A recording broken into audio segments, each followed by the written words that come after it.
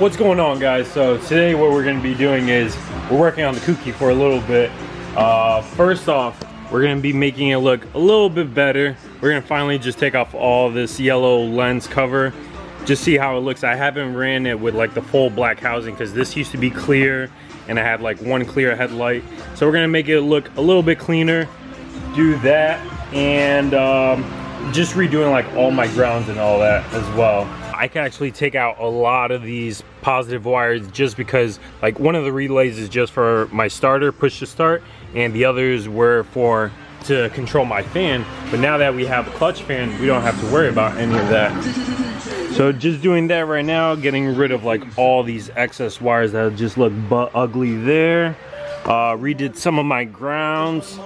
Can't probably see, but I redid a ground here, did another one from the alternator to the block, did two on the other side as well. Probably won't be able to see, but and then just cleaned it up. So we're getting rid of like all these wires here. That's the plan for today. Because bad news, I wasn't able to get the ball joints and control arm. This is the bad ball joint on this control arm here, and I think it's still like a little bit wiggly. Cleaning up the shop a little bit. Copart's finally coming in, getting that BMW. Meanwhile, I'm just cleaning up a bunch of wiring. All I'm really doing now is literally just making sure which things are connected still that I'm going to be using. Like I said, the only thing I'm going to be using is the push to start and the other two relays, which seems to be these two right here. So I could take those out, clean up a lot of the wiring, and only having like 2 or 3 wires. Literally went through almost all the wiring, and I could say I took out pretty much mostly everything. That's all the extra wire that's just been like hanging around since I did the clutch fan install. So all that's left now is I'm gonna raise up the car, see if anything's touching against the chassis itself. Because everything else, even though it's like all around, nothing seems to be hitting. So let's raise up the car. Looking underneath here, everything seems to be all right. This is where I was having problems last time, where it literally was touching right against, it was being crushed by the tranny against the chassis, and it was grounding out there. But I mean, everything seems to be okay there. And the reason for that was because I had a broken motor mount. But everything seems to not be touching, and everything is all like sealed and everything with either tape or heat shrink. So the only thing left, I'm thinking, is could be the coolant temp sensor. So hopefully, well, today's the 7th, so that should be coming like the 11th or 12th. So we're gonna swap that over, and hopefully, fingers crossed, that's the issue. Like for 1100. 1100. Right, but like from Facebook, like. Look at these right here. These are the most fire seats ever. This color, if you've never seen it. The E30's color, like super. Oh my goodness. This is for his BMW E30 that he got from Lucas. Like, this is, I can't like even touch it. Like, if I sat in that, I'd dirty it right away. But still waiting for Copart. This is the E30 it's gonna be going into. They're gonna rewrap that. They just wrapped that Fiat over there. He's making some mounts right now, so he could put those bad boys in while I go and mess with my headlights, finally. Heating this up real quick, that way it's really easy to just peel off. And it should peel off right now. Yeah, it's like a sticker. Took this one off. The only bad thing is it kind of left like a little yellow tint, but hopefully we'll be able to clean that off. But doesn't look too bad already. This is the harder part, where like all that excess stickiness is on there. Even with rubbing alcohol, I was trying to get it. I might just go with probably some acetone and some heat and try to rub it off. But yeah, this is worse than like Plasti did, man. This is crazy.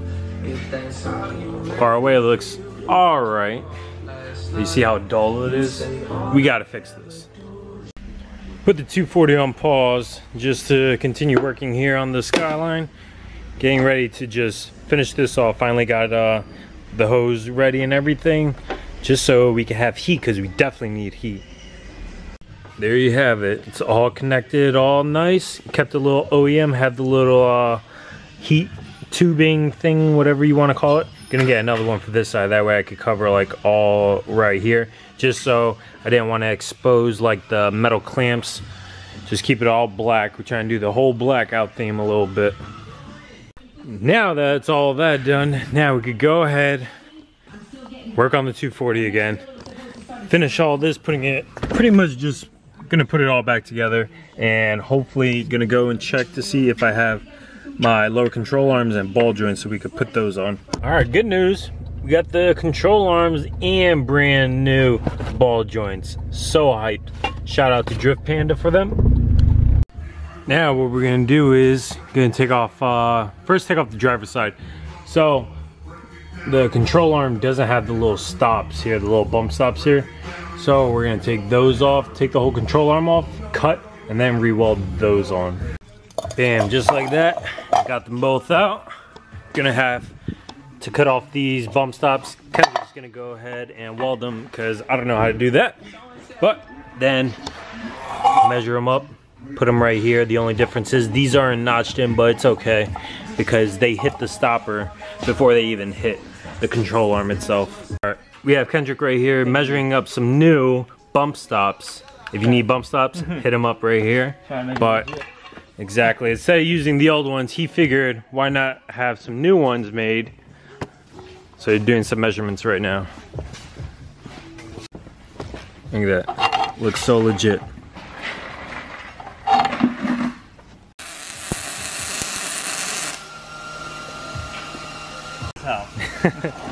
Them welds. Oh damn, you can feel the heat off that. Damn, looks legit. I'm not a pro, but damn, you even welded the little screw so you could screw it? Yeah. Oh! Yeah, I'll put a wrench on it. Alright, got new bump stops in. Kendrick killed it with the welds. It's perfect. Finished this side all bolted up pretty easy. Now just gonna finish this side. If anybody wants my old Villains Drift control arms, let me know. Alright, both arms are in, all bolted up and everything. Now, before my battery dies, just jacking this part up, that way we can bolt this top ball joint right here and throw the cotter pin right through. That way we don't have this problem again. Notice I didn't do a little outro, but I just wanted to keep you guys updated. The 240 is all back together and everything. The only thing is it still sounds like it has that multiple misfire. I also had to change or tighten up my rack spacer, the PBM rack spacer, because that was like so loose. I don't even want to run it anymore, because it's a little sketchy with that just coming out every single time at a drift event. Literally went through all the wiring. I was able to fix my oil pressure sending unit as well. Like I said, the car starts up and everything. See, fires right up. But after like getting warm, the AFRs are just gonna go crazy. And I think the next thing to do is probably change the O2 sensor, but you guys hear that little intermittent misfire there. It's so annoying. But like always guys, like, comment, subscribe. Next video, gonna be relocating the battery, try to get some power to the Skyline. So stay tuned guys.